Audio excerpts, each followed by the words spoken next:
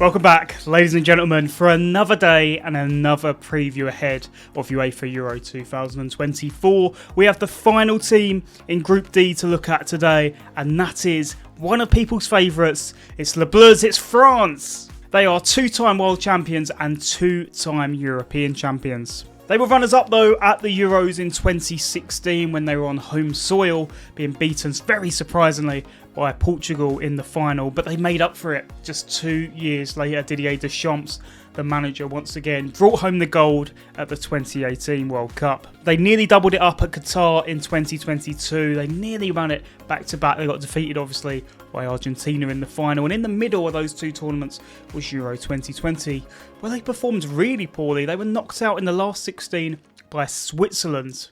In terms of how they qualified alongside the Netherlands, who of course are also in their group. They picked up 7 wins from 8. They just missed out on that perfect record in the final match away at Greece, where they drew 2-2.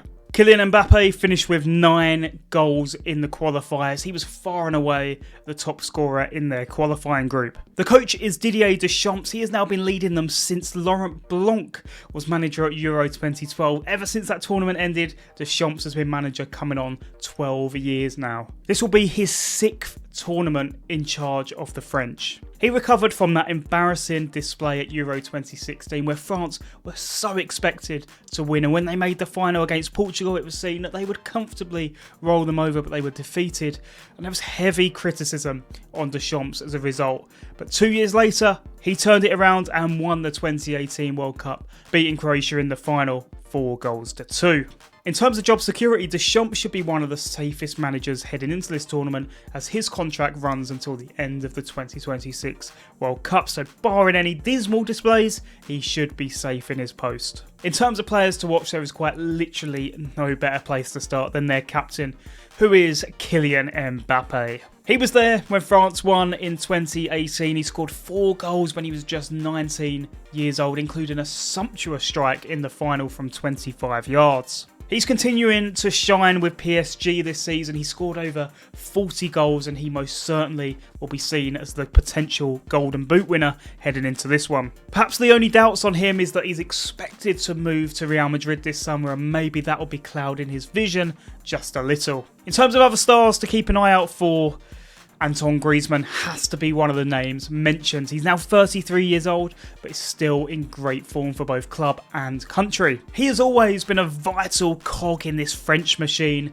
ever since Euro 2016 when he picked up Best Player, and he was also absolutely crucial at the 2018 World Cup too. And in fact, he's going into this tournament in the best goal scoring form he's had since 2017-2018. In terms of one to watch, it's hard to find a French player that isn't already very well known, but I'm going to plump for Eduardo Camavinga. He's having a coming of age season with Real Madrid, really starting to show the potential coming to life. He's obviously extremely versatile, but he's yet to nail down his position, and maybe this is the tournament where he can stake his claim. And his fellow Real Madrid teammate Tchouaméni really was vital at the 2022 World Cup, and maybe this is his time to prove in the same way. In terms of observations of this squad as a whole, I think the real question in terms of this one is this squad better than the one in 2018?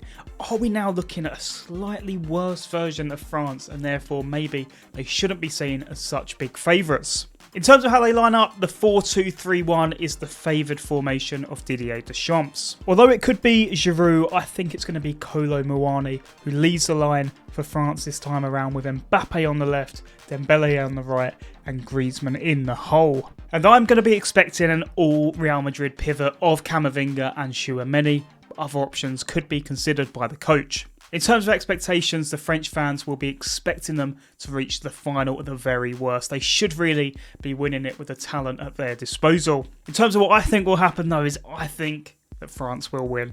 I think they're such a well-oiled machine. I think Deschamps is so settled in the role that they really are the team to beat.